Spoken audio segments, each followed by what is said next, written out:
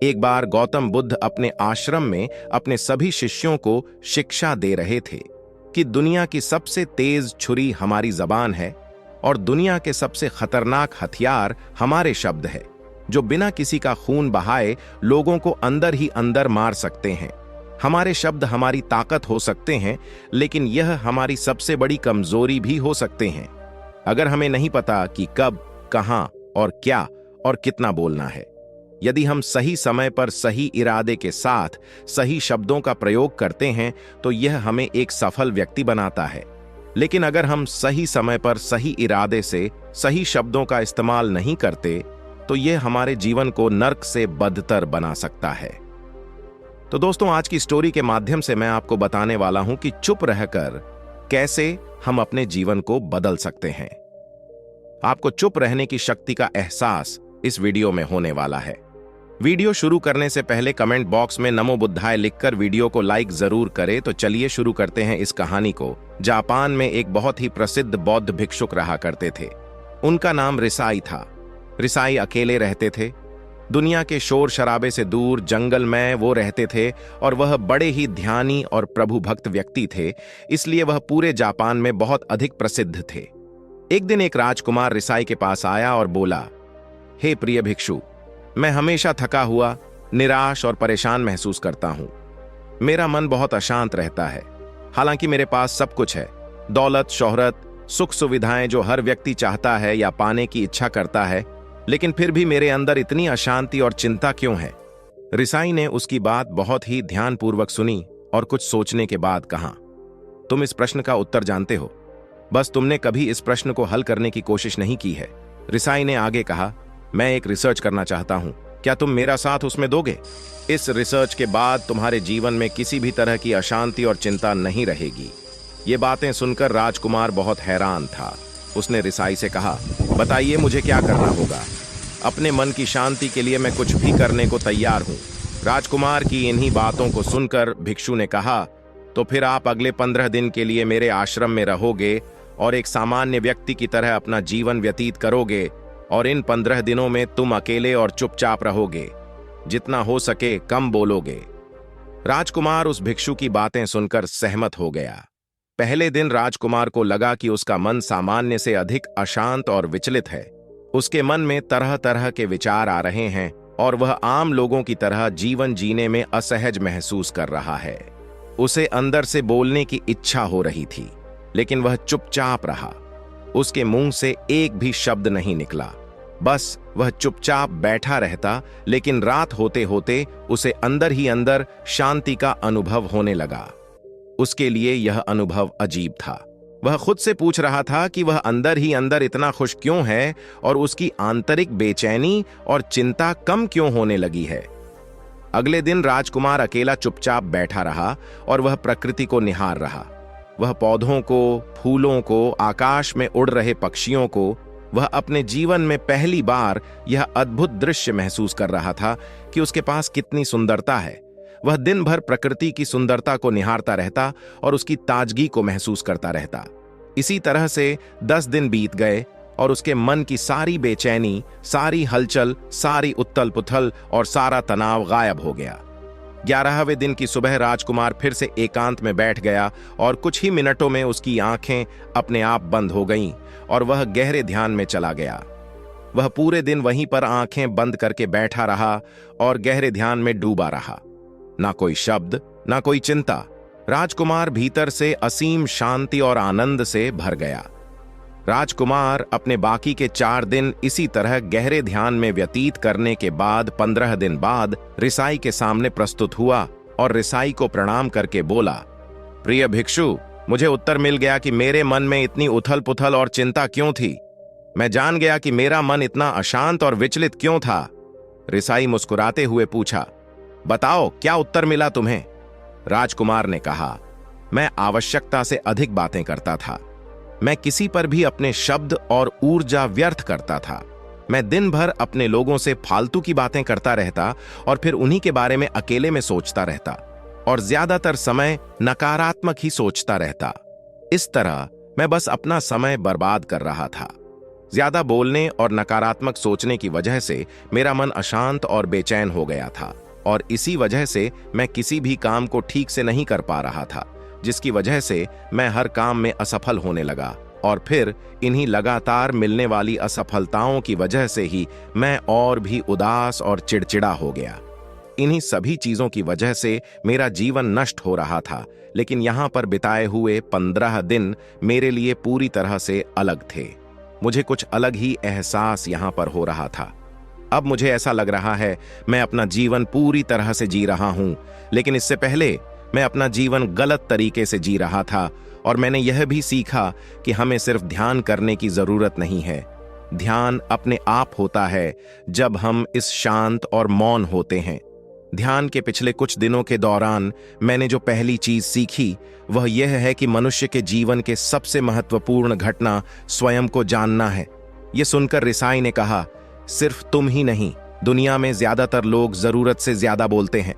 आज भी लोग ज्यादातर समय केवल एक दूसरे को नीचा दिखाने के लिए ही बोलते हैं।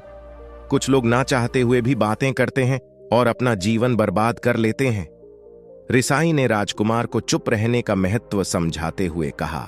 एक बार गौतम बुद्ध से उनके शिष्यों ने पूछा, प्रिय बुद्ध, आप ज्यादातर समय चुप क्यों रहते हैं? बुद्ध ने कहा, क्योंकि चुप रहने से व्यक्ति अंदर से अनंत शांति की गहराइयों में होता हूं। मौन अपने भीतर उतरने की पहली सीढ़ी है। मौन के बिना स्वयं को जानना असंभव है। स्वयं को जानने और समझने का पहला नियम है कि मौन हो जाओ, उतना ही बोलो जितना अत्यंत आवश्यक हो, बेफिजूल की बातें करना छोड़ दो। तुम अचानक पाओगे कि 90% से भी ज्यादातर लोग व्यर्थ ही ज्यादा बोलकर अपना समय बर्बाद कर रहे हैं। ना बोलने का कोई भी नुकसान नहीं है, लेकिन यदि आप ज्यादा बोलते हैं तो आप अत्यधिक गलती कर देते हैं। अगर व्यक्ति कम बोलना शुरू कर दे दो, दुनिया की 90% मुसीबतें कम हो जाएंगी, झगड़े फसाद कम हो जाएंगे, उपद्रव कम हो जाएंगे, अदालतें कम हो जाएंगी। अगर लोग थोड़ा चुप रहना सीख लिए, संसार की बहुत सारी समस्याएं हैं, बहुत सारा उपद्रव सिर्फ बोलने से पैदा होते हैं। सारी बात मौन सीखने की है। जब तुम नहीं बोलते तब तुम एकांत में अकेले हो गए, भरे बाजार में भीड़ में खड़े हो नहीं बोलते, हिमालय के शिखर में पहुंच गए। जिसने मौन की कला जान ली वो भीड़ में भी अकेले होने की कला जान लेता है। वो अपने भीतर ही डुबकी लगाने लगता है। एकांत में तो आदमी स्वर्ग में है, दूसरे की उपस्थिति ही बेचैनी पैदा करती है। पहले तुम्हें चुप रहने की शक्ति को धारण करना होगा। इससे तुम अधिकतर ऊर्जा को बचा लोगे और फिर इस स्थिति में पहुंच जाओगे कि तुम कम बोलने लगोगे। अगर तुम किसी के यहां पर जा रहे हो और परेशान हो जाओ तो ऐसे में उचित है कि आंखें बंद कर लो और अपने में खो जाओ। वहां से आपको ताजगी महसूस होगी, क्योंकि तुम्हारे अंदर ही जीवन का वो स्रोत छिपा हुआ है, वह किसी दूसरे में नहीं है। इसके बाद राजकुमार उस रिसाई से पूछते हैं, आखिर कौन हमें अपने अंदर तक लेकर जाएगा? ये बातें सुनकर रिसाई बुद्ध कहते हैं, तुम्हें स्वयं ही अपने अंदर उतरना होगा और वहीं से परम राज्य जीवन का आनंद ले पाओगे। आनंद का यहीं से जन्म हुआ है, यहीं से तुम मौत में डूब जाओगे, यहीं तुम्हारा सूरज उदय होगा और यहीं से अस्त होगा।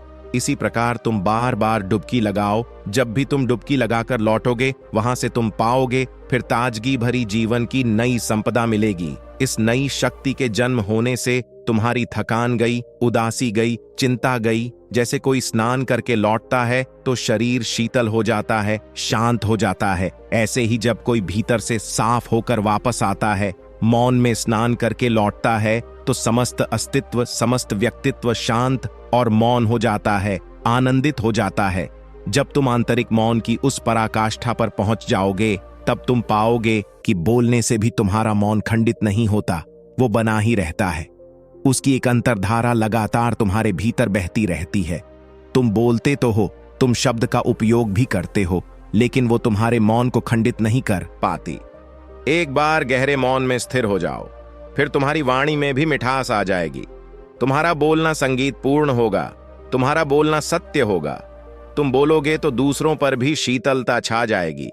जैसे ही तुम अंदर से चुप होते हो, तुम इतने शक्तिशाली होने लगते हो कि समाज की निर्भरता तुम छोड़ने लगते हो और तुम्हारे जीवन में एक मस्ती आती है जो केवल दीवानों के जीवन में होती है। तुम्हारे चेहरे पर एक नई रौनक आ जाती है। तुम्हारी आंखें किसी अमृत के समान हो जाती हैं और तुम अनंत शांति के समुद्र में डूबने लगते हो। इतना कहकर भिक्षु रिझाई ने अपनी बात खत्म की और वो मौन में चले गए। राजकुमार उनका धन्यवाद कर कर अपने महल में चला गया। दोस्तों, आपने भी अनुभव किया होगा कि बहुत ज्यादा बात करने से दिमाग अशांत हो जाता है, जिससे हम अपने दिमाग पर नियंत्रण खो देते हैं और साथ ही अपना ध्यान भी खो देते हैं। जो लोग बहुत ज्यादा बोलते हैं, उनके पास किसी एक काम पर ध्यान केंद्रित करने की काबिलियत नहीं होती। वो अपने किसी भी लक्ष्य पर पूरी तरह से केंद्रित नहीं कर पाते। अगर हमारा दिमाग एक जगह केंद्रित नहीं है तो हम जीवन की सच्चाई नहीं समझ पाते और ना ही मनचाही सफलता कभी हासिल कर पाएंगे। इसके अलावा भी आपने देखा होगा कि जो लोग अधिक बोलते हैं वो अक्सर लोगों के बीच हंसी का पात्र बन जाते हैं, और जो लोग कम बोलते हैं और अपनी बात पर कायम रहते हैं, उन्हें लोगों से सम्मान मिलता है। लोग उनकी बातों को सुनते हैं और उन पर भरोसा भी करते हैं। जो लोग जरूरत से अधिक बोलते हैं और अपने विचारों के बारे में पक्के नहीं होते, उनका दिमाग स्थिर और विचलित रहता है, शोर से भरा रहता है, और एक अशांत दिमाग वाला व्यक्ति जीवन में किसी भी चीज में सफल नहीं हो पाता, क्योंकि वह किसी भी काम में फोकस नहीं कर पाता। यदि किसी व्यक्ति को यह पता है कि उसे कब, कहां और क्या बोलना है, तो वह व्यक्ति सच में बहुत बुद्धिमान है। और ऐसा व्यक्ति जहां भी जाता है, उसका व्यक्तित्व आकर्षण का केंद्र बन जाता है और वह जो कुछ भी करता है उसमें सफल अवश्य होता है। अगर हम किसी महान और सफल व्यक्ति के व्यक्तित्व को गहराई से देखें तो पाएंगे कि वो कम बोलते हैं और कम से कम शब्दों में अपनी बात खत्म कर देते हैं। वो बोलने से पहले वो चीजों और जिसके बारे में उसे बोलना है उनके बारे में गहराई से सोचते हैं। लेकिन जो लोग बहुत ज्यादा बोलते हैं, बहुत बार वो झूठ भी बोलते हैं और अपनी बातों से दूसरों के मन और विचारों पर कचरा डालते रहते हैं। वह ज्यादातर समय दूसरों की बुराई करते रहते हैं, इसलिए उनके अपने भी उनसे नफरत करने लगते हैं और उनसे बचने की कोशिश करते हैं। हमारे भारतीय उपनिषदों में कहा गया है कि हमारे शब्द वास्तविक ब्रह्म शक्ति हैं। मौन से धैर्य आता है, धैर्य से ध्यान, और ध्यान से हम अपने जीवन के बारे में जागरूक हो जाते हैं। इसलिए अगर हम ज्यादा बात करते हैं तो हम मौन को खो देते हैं, जो मन की शांति का पहला स्तंभ है। दोस्तों, आज से हम भी चुप रहने का अभ्यास अवश्य करेंगे। आज से हम भी वही बोलेंगे जो जरूरी है, और हम कोशिश करेंगे कि कम से कम शब्दों में अपनी बात खत्म करें, और हो सके तो कोशिश करेंगे कि रोज कम से कम 30 मिनट एकांत में चुपचाप बैठेंगे।